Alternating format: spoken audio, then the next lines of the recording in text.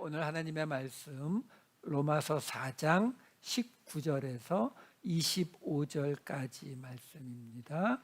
로마서 4장 19절에서 25절까지 말씀 제가 읽어드리도록 하겠습니다. 그가 백세나 되어 자기 몸이 죽은 것 같고 사라의 태가 죽은 것 같음을 알고도 믿음이 약하여지지 아니하고 믿음이 없어 하나님의 약속을 의심하지 않고 믿음으로 견고하여져서 하나님께 영광을 돌리며 약속하신 그것을 또한 능히 이루실 줄을 확신하였으니 그러므로 그것이 그에게 의로 여겨졌느니라. 그에게 의로 여겨졌다 기록된 것은 아브라함만 위한 것이 아니요 의로 여기심을 받을 우리도 위함이니 곧 예수 우리 주를 죽은 자 가운데서 살리신 이를 믿는 자니라.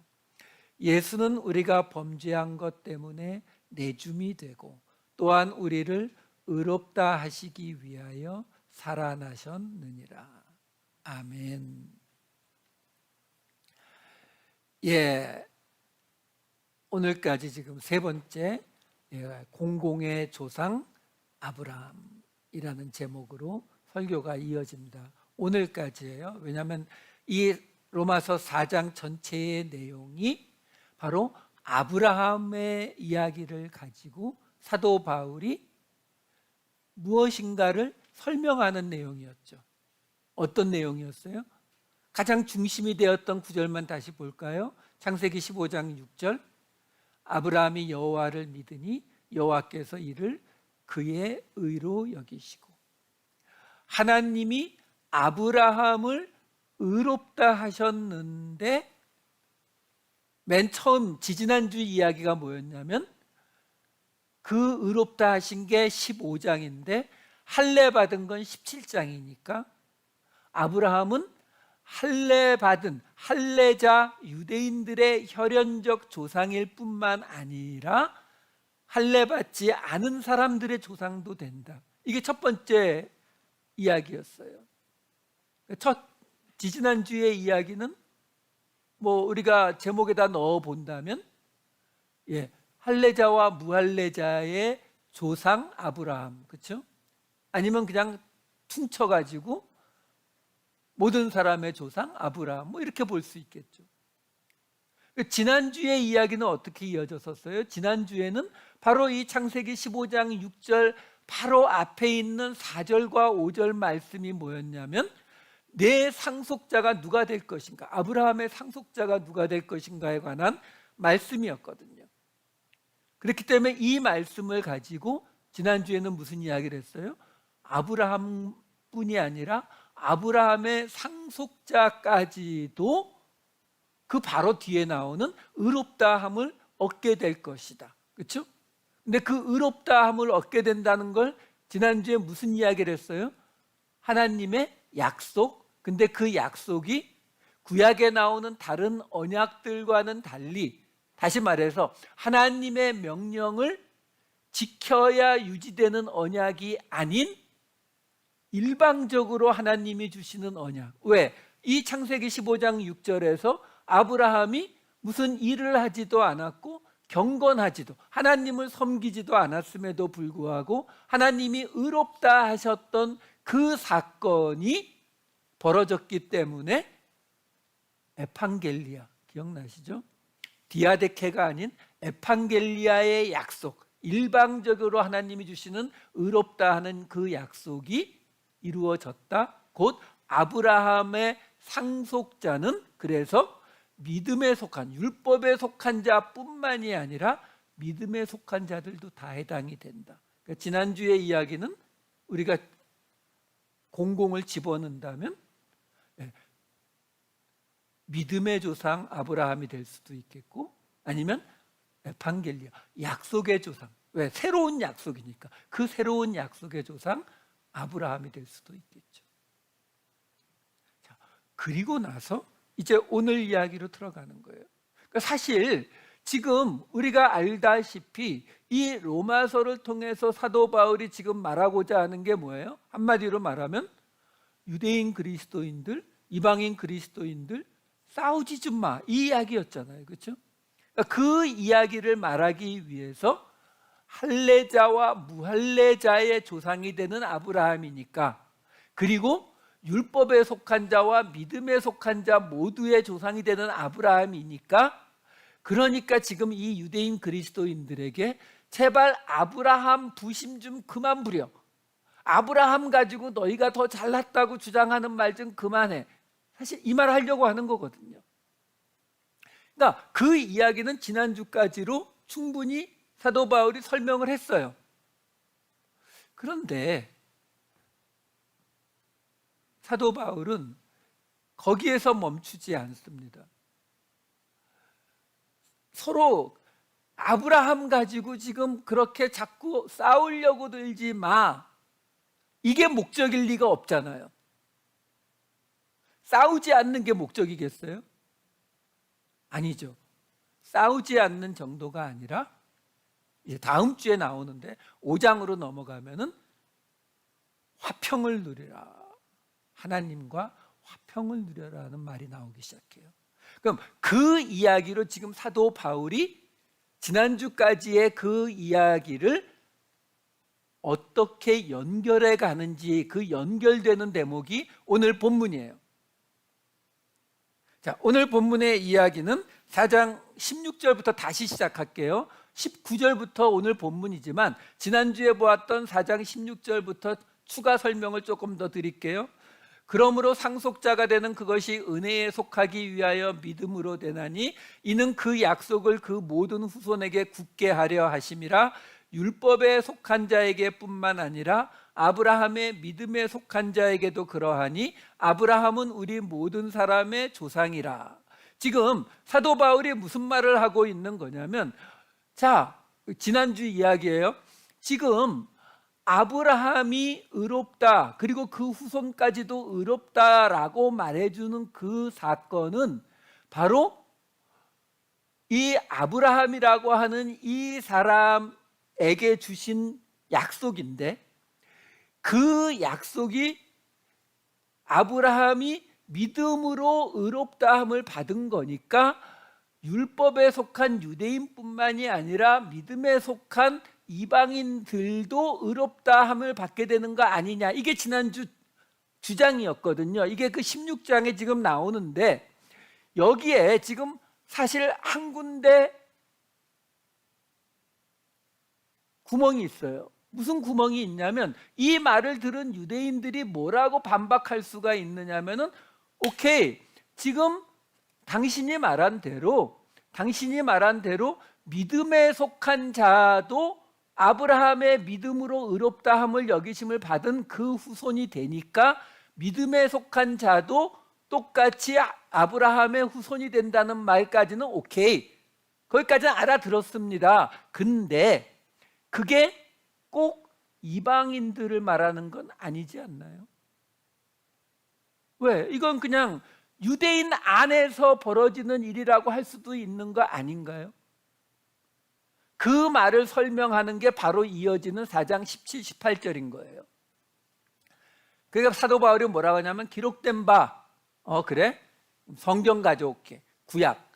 내가 너를 많은 민족의 조상으로 세웠다 하심과 같으니, 그가 믿은 바 하나님은 죽은 자를 살리시며 없는 것을 있는 것으로 부르시는 이시니라. 아브라함이 바랄 수 없는 중에 바라고 믿었으니 이는 내 후손이 이 같으리라 하신 말씀대로 많은 민족의 조상이 되게 하려 하심이라. 이렇게 나오거든요. 여기 지금 내가 너를, 기록된 바 내가 너를 많은 민족의 조상으로 세웠다 하신가 같으니, 이게 창세기 17장 5절에 나오는 말씀이에요. 이제 후로는 내 이름을 아브라함이라 하지 아니하고 아브라함이라 하리니 이는 내가 너를 여러 민족의 아버지가 되게 함이니라. 이렇게 말한 거거든요. 그럼 앞에 걸 좀 돌아가 주세요. 17, 18절로. 그러면 지금 사도 바울이 말하는 거예요.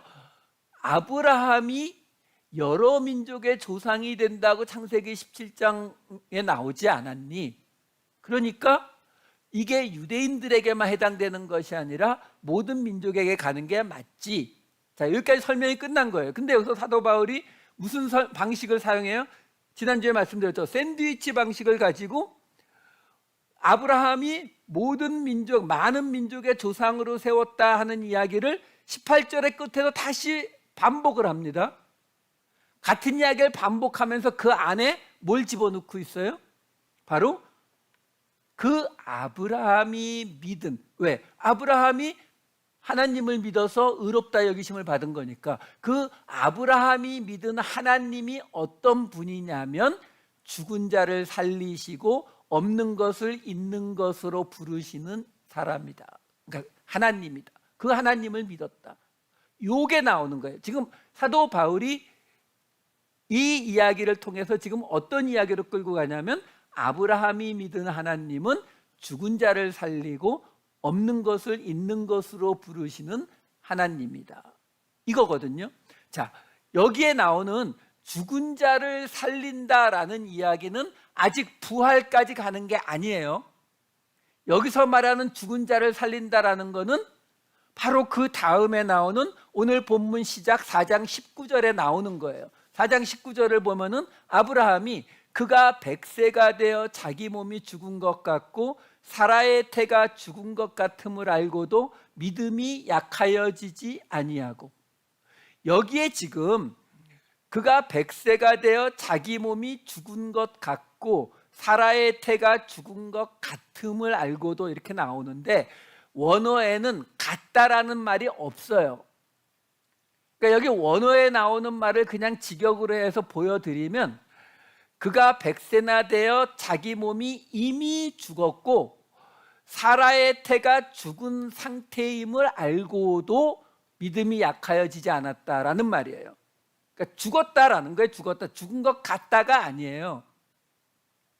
그렇기 때문에 지금 이 이야기를 바로 앞에서 한 거예요.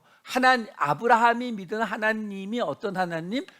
죽은 자를 살리시는 하나님. 그냥 아브라함이 그걸 믿었기 때문에 자기 몸도 이미 죽었고 사라의 태도 죽은 상태이지만 믿음이 약해지지 않았다. 정확히는 약해졌다라는 번역보다는 병들다, 허약해지다의 단어예요.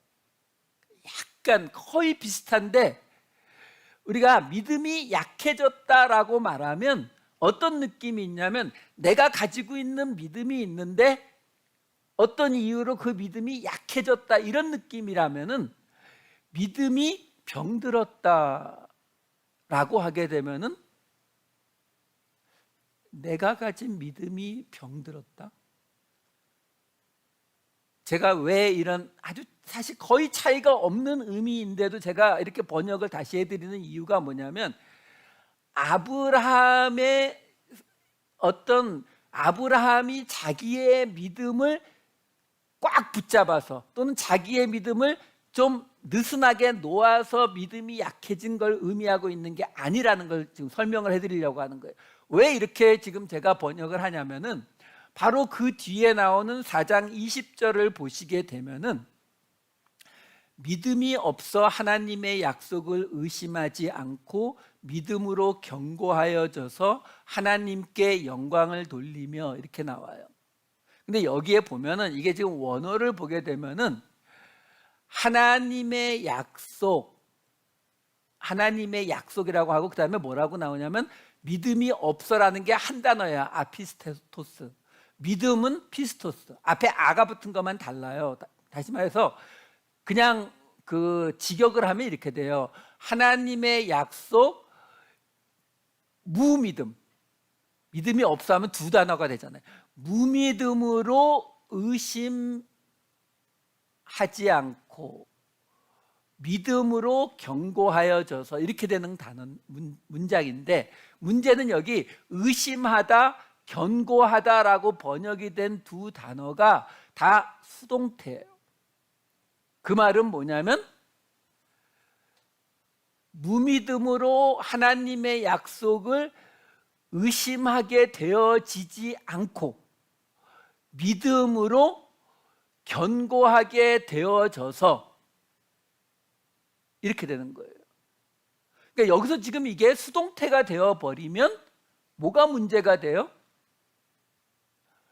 지금 아브라함의 믿음이에요. 아브라함이 자기 몸이 이미 죽었고 사라의 태가 죽은 상태인 걸 알고도 믿음이 병들지 않아, 믿음의 영향을 별로 받지 않고, 그리고 하나님의 약속에 대해서 의심하게 되어지지도 않고 견고해졌다라는 거거든요. 그러면 누구에 의해서요? 이게 수동태라니까요. 능동태면 아브라함이 의심하지도 않고 믿음이 견고해졌다 이렇게 될 텐데, 수동태니까. 그러면 누가요? 하나님이요. 왜요? 믿음이라고 하는 게 누구에게 속한 거죠? 정확히 좀 보자고요. 아까 보았던 4장 16절 말씀을 다시 보여드릴게요.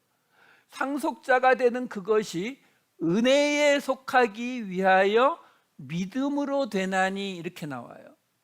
자, 그러면 은혜에 속하기 위하여 믿음으로 된다라는 이 문장이 굉장히 쉽지 않아요.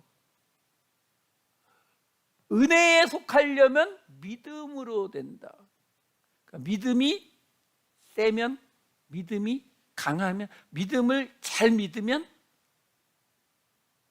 근데 여러분, 은혜라는 단어에는 이게 은혜에 속하기 위해서 믿음으로 된다는데, 그 믿음에 대해서 레벨이 정해지기 시작하면 이 은혜는 더 이상 은혜가 아니에요.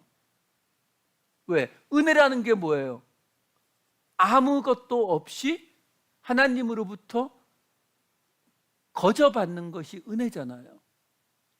근데 그게 믿음의 수준에 따라서 결정된다고요? 이 부분이 우리가 이 믿음이라고 하는 이 단어가 우리에게 굉장히 아주 흔한 단어이면서도 사실 우리가 이 디파인이 안 된, 정의가 잘 안 돼 있는 단어 중에 하나가 바로 이 믿음이라고 하는 단어라서 제가 이 설명을 해드리는 거예요. 전에도 말씀드렸지만 우리 이 동양권, 특히 이 동아시아권의 우리의 사상 자체가, 우리는 이 정신력 이런 거를 너무너무 강조하거든요. 우리 알잖아요. 정신일도 하사불성. 정신을 집중하면 하사불성.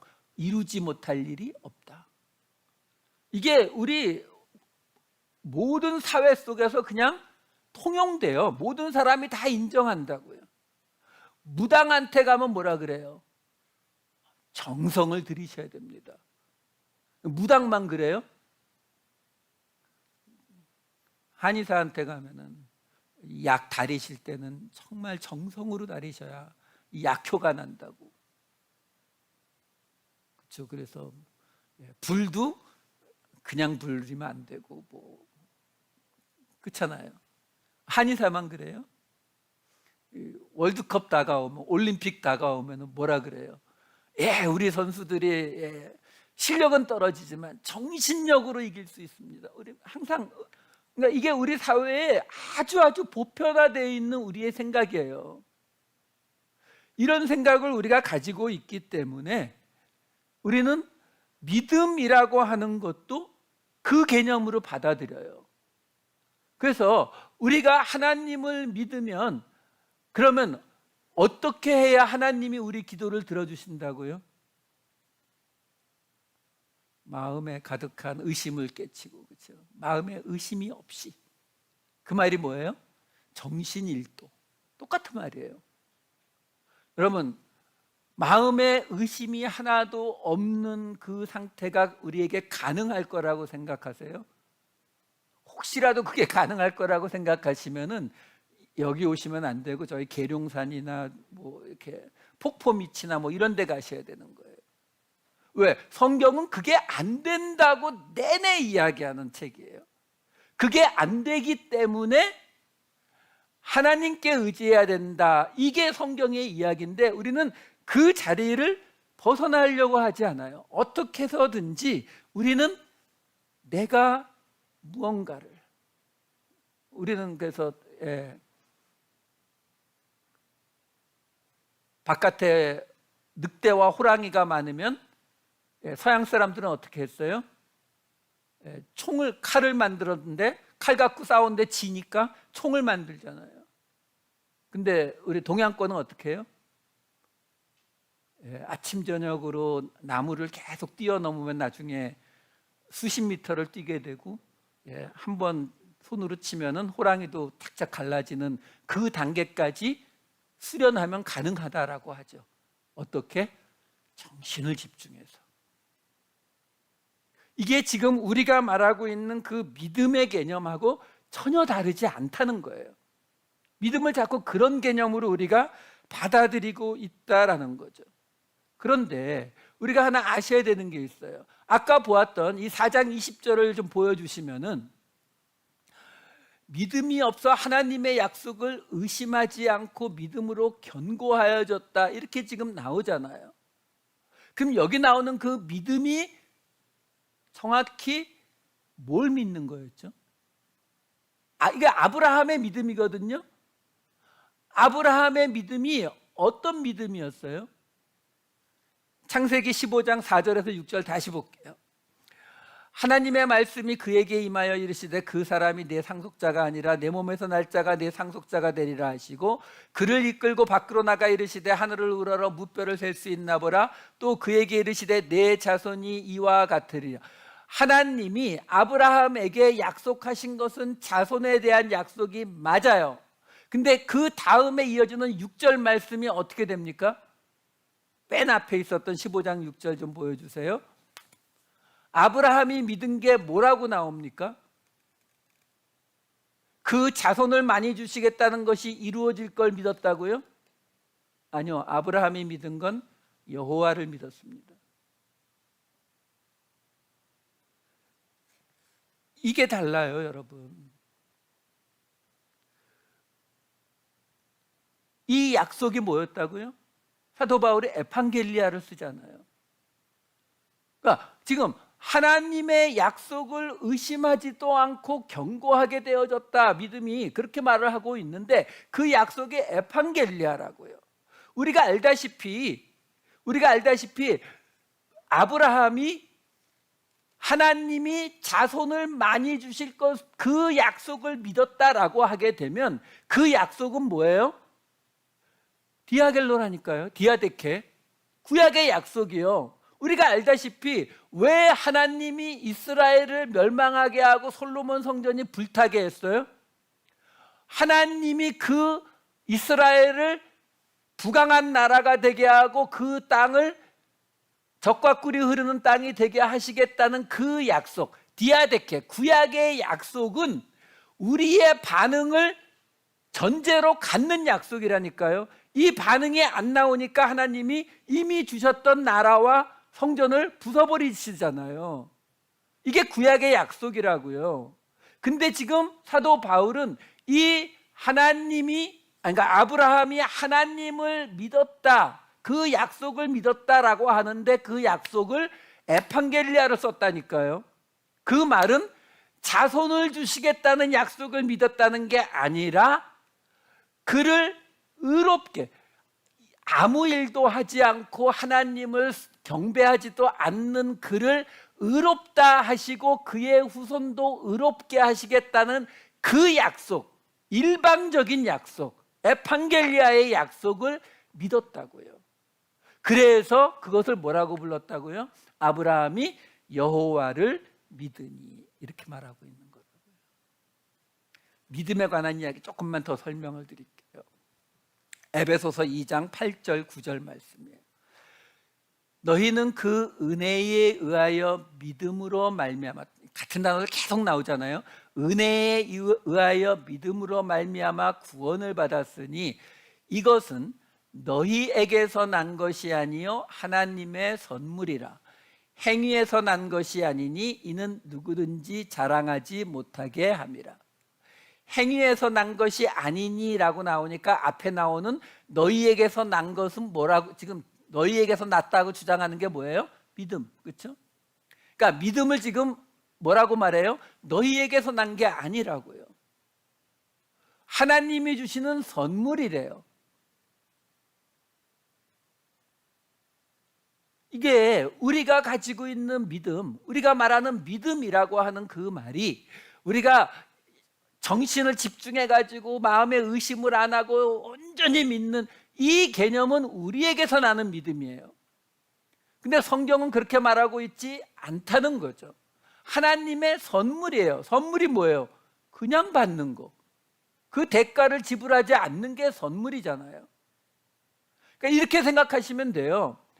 성경이 말하는 믿음은 자랑하지 못하는 믿음이에요.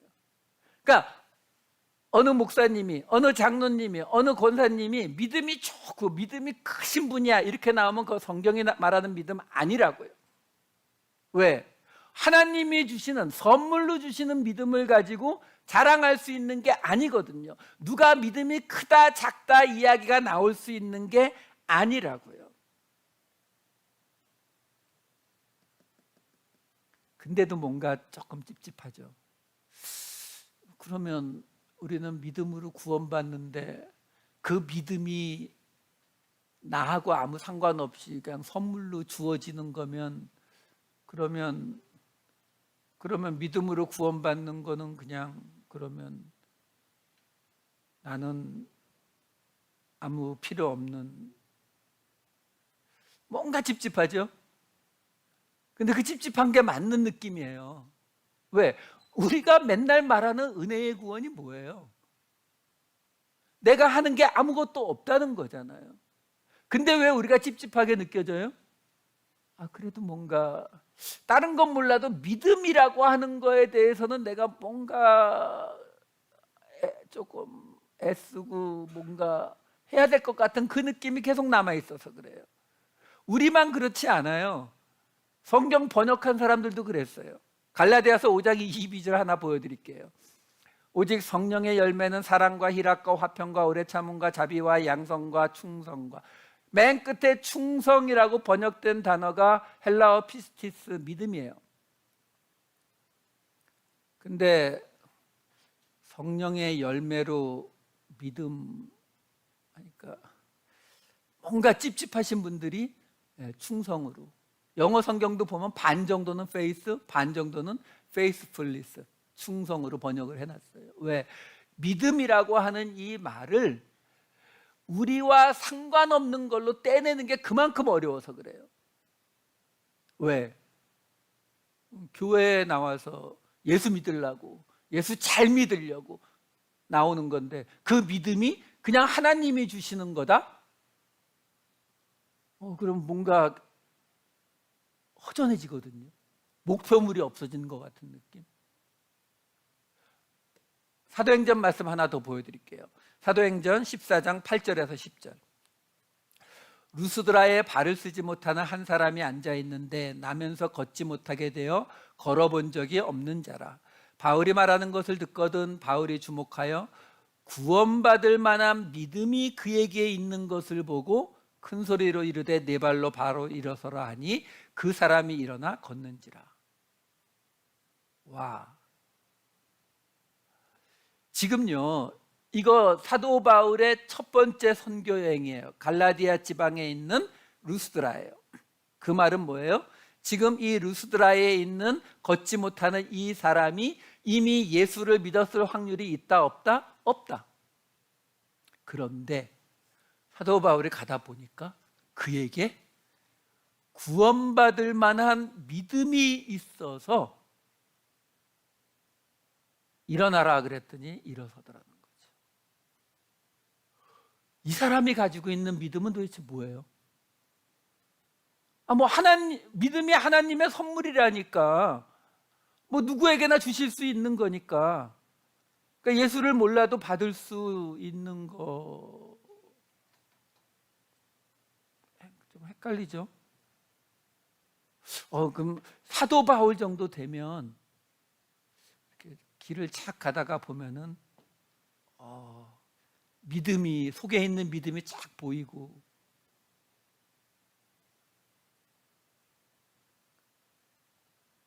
이게 무슨 말인가 하는 거예요. 이 장면을 다시 잠깐 보여주시면은 9절에 보시면 뭐라고 나오냐면, 바울이 말하는 것을 듣거늘 바울이 주목해서 믿음이 그에게 있는 것을 보고, 이렇게 나와요. 이 이야기를 사도 바울이 로마서 10장에서 이렇게 말해줍니다. 로마서 10장 17절. 그러므로 믿음은 들음에서 나며 들음은 그리스도의 말씀으로 말미암았느니라. 믿음이 어디서 나온다고요? 들음에서. 뭘 들어요? 그리스도의 말씀이요. 아까 루스드라의 그 걷지 못하는 사람에게 구원받을 만한 믿음이 있는 게 왜 생겼다고요? 바울이 말하는 걸 들어서요. 바울이 말하는 그리스도의 말씀을 들어서요.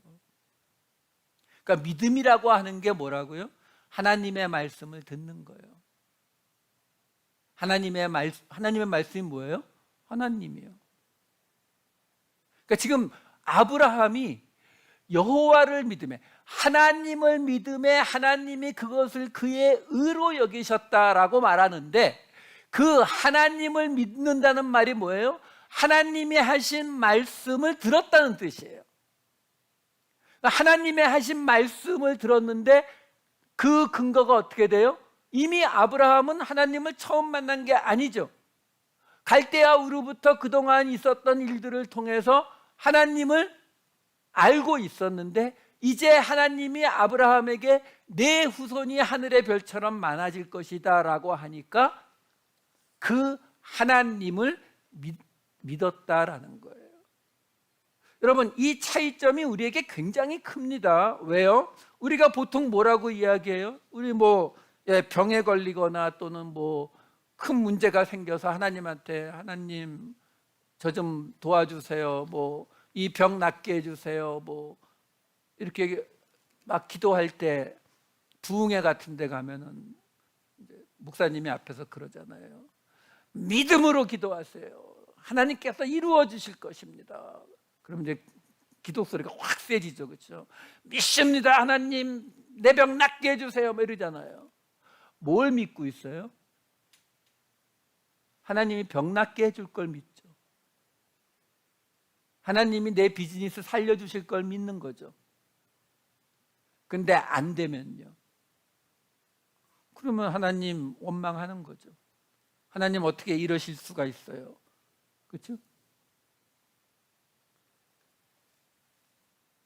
세상에 무당이나 다른 종교에 가셔도 이 모습 똑같습니다. 가서 제가 지금 이번에 외국에 배를 띄워서 무역을 해야 되는데 아무 사고 없게 해주세요. 그럼 뭐라 그래요? 그럼 우리 신에게 헌물을 바치고 우리 신에게 경배하고 예배드려라. 그렇죠? 그 신을 믿어요? 아니요. 그 신의 능력으로 나를 지켜줄 걸 믿는 거죠. 했는데 안 지켜줬어요. 배가 가라앉았어요. 그럼 어떻게 해요? 뭘 어떻게 해요? 다음엔 이쪽 신 가봐야죠. 우리 그런 이야기 많이 듣잖아요. 하나님 앞에 어떤 것을 놓고 기도했는데 하나님이 안 들어주셨어요. 어떻게 하나님이 이럴 수 있어요? 나 교회 안 다녀. 나 하나님 안 믿어. 그게 뭐예요? 하나님을 믿은 게 아니에요.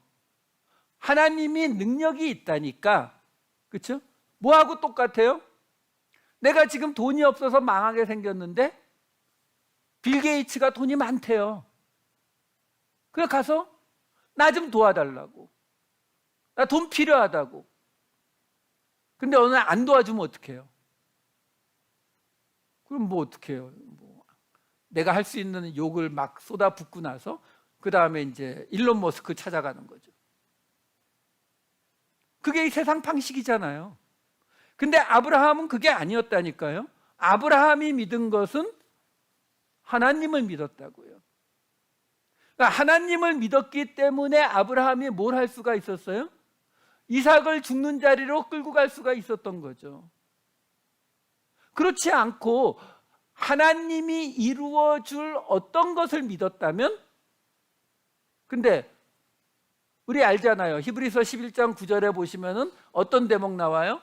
믿음으로 그가 이방의 땅에 있는 것 같이 약속의 땅에 거류하여 동일한 약속을 유업으로 함께 받은 이삭 및 야곱과 더불어 장막에 거하였으니, 아브라함이 받은 약속 중에 땅을 받는 약속도 있었음에도 불구하고 아브라함이 죽을 때까지 소유한 거는 막벨라 굴 그 밭 하나밖에 없어요. 근데 아브라함만 그랬어요? 그 유업을 같이 받은 이삭도 그랬고, 야곱은 애굽에서 죽죠. 그렇게 따지면 하나님이 아브라함을 통해서 이삭과 야곱에게 주신 약속 중에서 이루어진 거 하나도 없어요. 근데 히브리서는 뭐라 그래요? 믿음으로 장막에 거했다라고 말하는 거예요. 그 믿음이 뭐라고요? 하나님을 믿는 믿음이라고요. 이게 믿음의 모습이에요.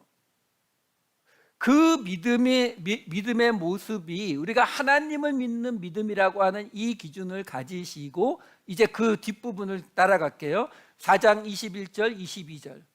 그래서 아브라함이 약속하신 그것을 또한 능히 이루실 줄을 확신하였으니 그러므로 그것이 그에게 의로 여겨졌느니라. 아브라함이 하나님이 약속하신 그게 뭐라고요? 에판겔리아예요.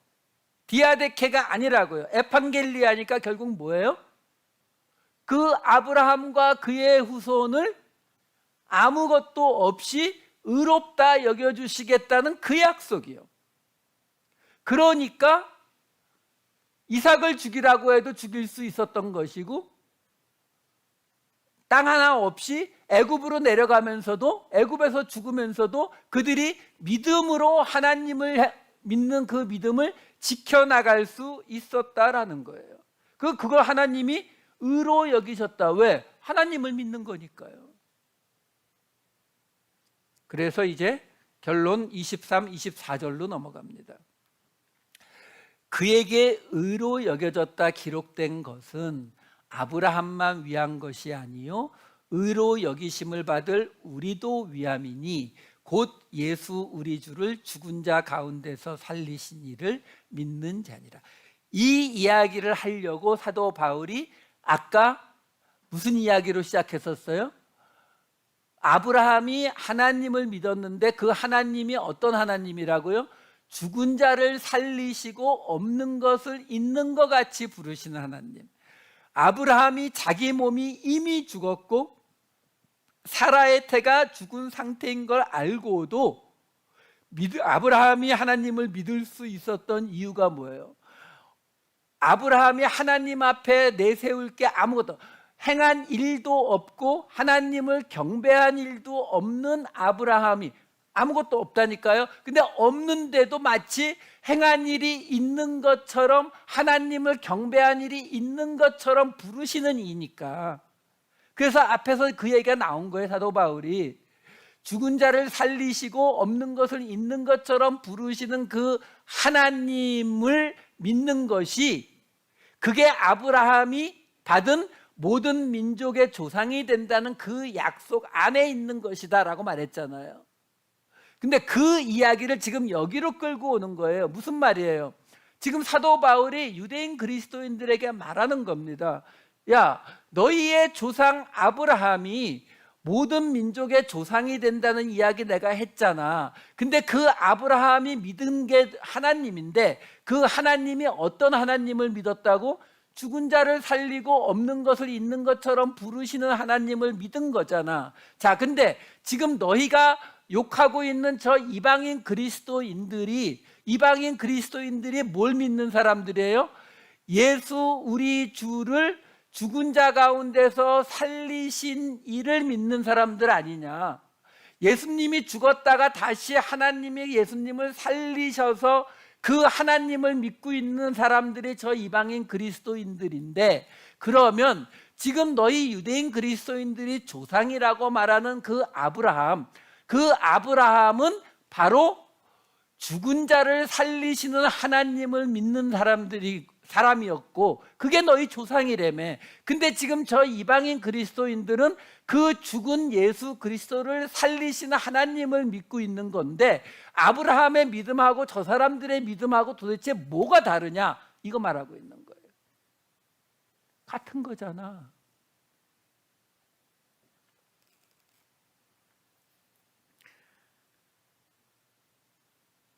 그리고 이제 4장 25절 마지막 절로 넘어갑니다. 예수는 우리가 범죄한 것 때문에 내줌이 되고 또한 우리를 의롭다 하시기 위하여 살아나셨느니라. 우리가 범죄한 것 때문에 내줌이 되고 우리를 의롭다 하시기 위하여 살아나셨느니라. 여기에 살아나셨느니라, 에게이로라고 하는 이 단어도 수동태예요. 그러니까 지금 무슨 말이에요? 예수님이 살아나신 것, 정확히는 일으켜 세우다, 세우다의 뜻이거든요. 그러니까 예수님을 다시 일으켜 세운 것이 누구라고요? 하나님이요. 근데 지금 우리를 의롭다 하시기 위해서 하나님이 예수를 다시 살리셨다라는 이야기로 가고 있는 거거든요. 근데 지지난주에 제가 하나님의 정의에 대해서 설명을 해드렸어요. 하나님의 정의는 기찻길에 이야기 드렸잖아요. 누구도 손해보지 않는 것이 하나님의 정의다라고 말씀을 드렸습니다. 그러니까 하나님의 의로우심은 누구도 손해보지 않는 거예요. 그래서 예수님이 죽으심으로 우리를 죄에서 구원하신 것까지는 좋은데 문제는 그렇게 하면 뭐가 돼요? 우리는 하나님 앞에 갚을 길이 없는 엄청난 빚을 진 사람이 돼요. 무슨 말이냐면 예수님의 말씀을 그대로 빌리면 1만 달란트 빚을 졌는데 이 사람, 이 주인이 불러다가 오케이, 1만 달란트 내 빚을 탕감해 줄게. 탕감됐어요. 탕감됐는데 그 사람이 뭐라고 이야기하냐면 탕감은 했는데 대신 나한테 어음 하나는 써줘야겠다. 1만 달란트짜리. 무슨 말이에요? 1만 달란트 빚은 없어졌는데 우리는 새로운 빚이 하나님한테 또 생겼죠. 왜? 그의 아들을 죽여서. 여러분 그냥 하나님이 아니라 그냥 사람이라고 생각을 해보세요. 어떤 사람이 나를 도와주느라고 자기 자식을 죽였어요. 그거 나를 도와줘서 기쁘고 너무 좋아요 뭐 이렇게만 말하면 여러분 욕먹습니다. 왜? 아들을 죽인 사람이 있잖아요 지금. 그 단계에서는요 결코 우리는 하나님과 화목해질 수 없어요. 근데 우리가 이미 보았던 로마서 3장 26절을 보면은 분명히 뭐라고 얘기하고 있냐면 곧 이때에 자기의 의로우심을 나타내사 자기도 의로우시며 또한 예수 믿는 자를 의롭다 하려 하심이라. 하나님의 의에 대해서는 지지난주에 설명을 드렸다고요. 하나님이 우리를 구원하시는 그것은 하나님의 의로움에 해당되는 것이라고 말씀을 드렸거든요. 근데 하나님은 당신만 의로워지는 것으로 끝나는 것이 아니라 아브라함을 의롭다 여기신 것처럼 예수 믿는 자도 의롭다 하려고 하신다고요. 근데 그것 때문에 아까 요 앞에 거 다시 한번 보여주세요. 4장 25절에 보면은 하나님이 우리를 의롭다 하시게 하기 위해서 예수를 살리셨다라는 말이에요. 이게 정확히 어떤 의미가 되느냐? 아까 말씀드렸잖아요. 예수님이 죽은 상태로 있게 되면 우리는 죄에서 구원받았지만 하나님을 새로운 엄청난 빚장이로 가질 수밖에 없는 상황이라니까요. 그런 상황이기 때문에 우리를 의롭다 해주기 위해서 예수 그리스도를 다시 살리셨다라는 말이거든요. 그러니까 이렇게 설명을 해드릴게요. 이게 왜 이런 일이 벌어지냐면 우리가 그것이 하나님이든 왕이든 누구든 어떤 위대하거나 권력이 있거나 뭐 1만 달란트 빚을 진 주인이 있거나 그런 사람 밑에 있게 되면은요, 우리는 필연적으로 우리에게 어떤 모습이 나타나느냐면은 그 존재를 향한 우리들 사이에 충성 경쟁이 벌어지게 되어 있어요. 이거 인간의 본성이에요. 성경에도 보면 나오잖아요. 이삭의 두 아들 에서와 야곱 서로 더 복받겠다고 경쟁하잖아요. 야곱의 12아들들이 11아들이 요셉을 질투해서 팔아버리잖아요. 모세의 형 아론과 모세의 누나 미리암이 모세를 질투해서 모세한테 덤비죠. 레위 지파를 세웠더니 레위 지파의 고라와 나단이 또 덤비죠. 이건 우리의 본성이라니까요. 무슨 말이냐면 하나님은 우리와 하나 되기를 원하신다라고 계속 말씀드리잖아요. 예수님이 요한복음에서 말씀하셨듯이 하나님과 예수님이 하나인 것처럼 저희도 하나가 되어서 하나님과 하나가 되기를 원하는 게 예수님의 기도였거든요. 근데 그 하나가 되려면 이 빚이 남아있으면 안 된다니까요. 그러면 똑같은 일이 또 반복되는 거예요. 그러면 어떻게 해야 돼요? 그러니까 쉽게 말씀드려서 두 남녀가 만나서 결혼을 하려고 하는데 남자는 재산이 한 1억 불쯤 되고 여자는 가난해서 당장 렌트비도 낼 수 없는 사람이라고 쳐요. 이 두 사람이 정말로 진심으로 사랑을 해서 결혼을 했을 때 동등한 사랑이 가능할까요? 가능하다고 생각하세요? 이런 말 들을 때 정말 진심으로 사랑하면 가능하지.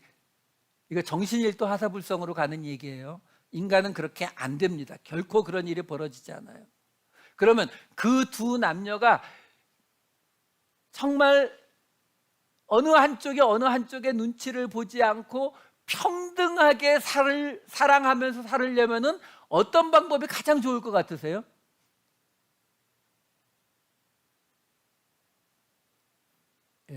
답은 아시면서 차마 입 바깥으로는 말을 꺼내기가 힘든, 그렇죠? 뭐예요? 그 재산 반 갈라서 딱 주고 다시 만나면 돼요.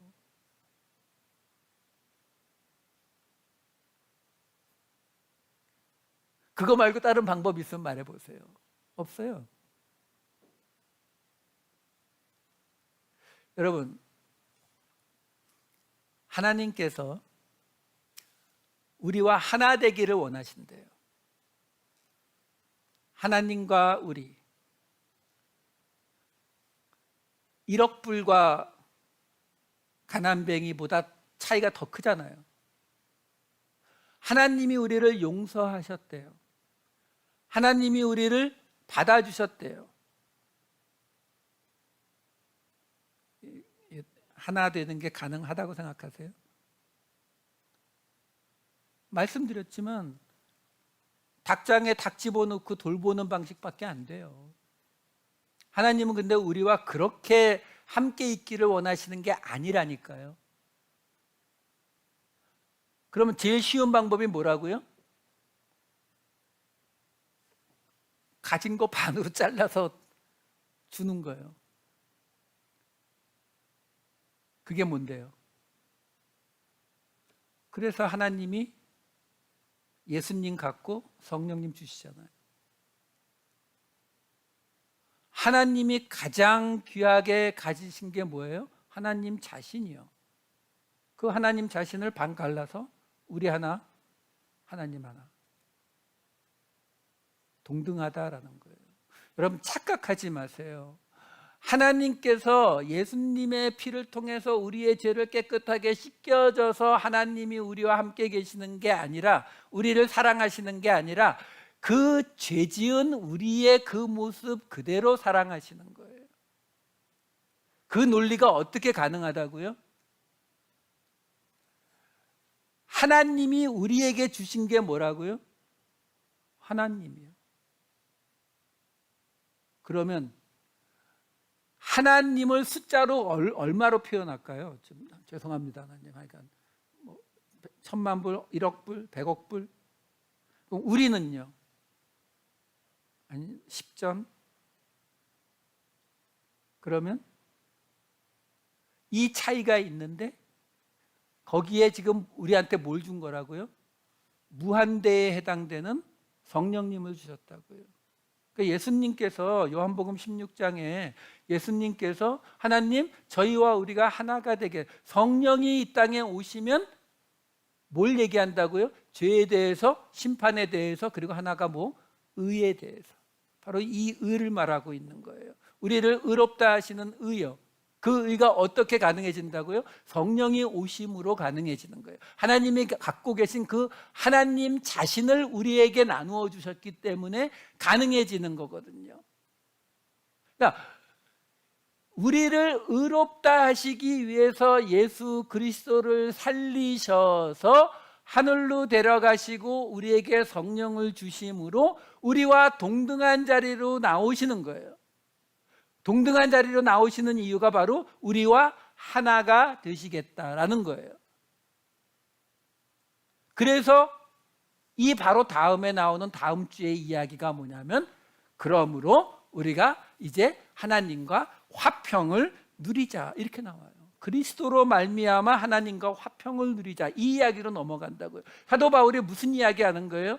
단순하게 유대인 그리스도인들에게 이방인 그리스도인들하고 너희 지금 아브라함 가지고 그만 싸워로 끝나는 게 아니라, 그런데 너희가 지금 아브라함이 의롭다 여기심을 받은 그 이야기는 결국 죽은 자를 살리시는 이야기고, 죽은 자를 살리시는 것은 예수님을 살리시는 것과 같은데, 예수님을 살리신 이유는 바로 우리를 의롭다 만들어서 하나님과 동등한 자리로 끌고 올라오시려고 하는 것이니까, 너희가 예수 그리스도가 죽었다가 하나님이 살리셨다는 것을 믿는다면, 그러면 너희는 하나님으로 의해 의롭다함을 받은 것이니까 이제 하나님과 화평을 누려라가 다음 주 이야기인 거예요. 여러분, 말씀을 마칠게요. 우리가 사랑이라고 하는 것을, 어떤 사람이 좀 부족하지만 내가 사랑하니까 그 부족한 것을 문제 삼지 말아야지가 아니라, 그 부족함이 아닌 것으로 느껴지는 것이 사랑이에요. 하나님은 우리를 사랑하시는 분이에요. 하나님이 우리를 의롭다 하신 것은 하나님이 우리를 사랑하시는 모습의 가장 결정판의 모습이에요. 하나님은 그래서 우리와 하나가 되기를 원하시고, 그러면 다음 주에 나올 이야기는 여러분들 아시겠죠? 하나님과 화평해라. 그럼 그 다음에 쭉 내려가면 무슨 이야기가 나오겠어요? 그러니까 너희도 그 안에서 하나가 되어서 화평해라. 우리의 목적은 싸우지 않는 것이 목적이 아니라 화평해서 하나가 되는 것이 목적인 거예요. 그것이 하나님이 우리를 부르신 이유입니다. 오늘 이야기를 통해서 여러분들은 아브라함을 무엇의 조상으로 삼으시겠어요? 아브라함은 의롭다함의 조상도 되겠지만 하나됨의 조상도 되고 하나님의 사랑의 조상도 되는 사람이다라는 것입니다. 우리는 하나님 안에서 하나님과 그리고 우리가 하나인 사람들입니다. 그 마음으로 포기하지 마시고 우리의 본 모습 그대로 사랑하시는 하나님을 의지하시면서 새로운 한 주 살아내시는 저와 여러분 되시기를 우리 주님의 이름으로 축원합니다. 기도하시겠습니다. 사랑의 많으신 아버지 하나님, 하나님을 믿는다는 것은 우리가 하나님과 하나가 된다는 것을 들었습니다. 아버지 하나님, 믿음은 들음에서, 들음은 하나님의 말씀으로부터 말미암는다고 말씀하셨사오니 오늘 우리 귀에 들린 이 말씀이 우리의 믿음으로 나타나게 하여 주시옵소서. 그래서 그 믿음을 통해 하나님 앞에 의롭다 여기심을 받아 우리 모두가 하나가 되어 하나님과도 하나가 되는 축복을 누리게 하여 주시옵소서. 감사드리옵고 이 모든 말씀 우리 주 예수 그리스도의 이름으로 기도하옵나이다. 아멘.